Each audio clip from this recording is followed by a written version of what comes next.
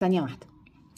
عايزة اوريكم ازاي فروة راسي بتزيق من النظافة، وده بسبب ان انا بستخدم شامبو القشرة مرة في الاسبوع علشان اشيل بيه اي بيلد اب في فروة راسي. وعاوزة اقول لكم كمان انكم لو بتستخدموا اي بخاخات او امبولات للتساقط او الانبات او بتعملوا حمام زيت، فلازم الروتين بتاعكم يبقى فيه شامبو قشرة على الاقل مرة في الاسبوع.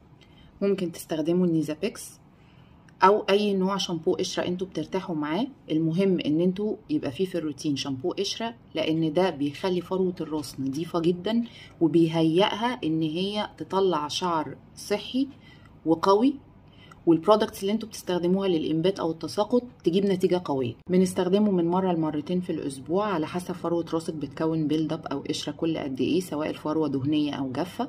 بنسيبه على فروه الراس 5 دقايق، وخلال ال5 دقايق دول ممكن نحط هير ماسك او بلسم على الاطراف، بحيث لما نيجي نشطه في الشامبو ينزل هو والبلسم مره واحده، فالشامبو لما يجي على الشعر ما ينشفلكيش شعرك.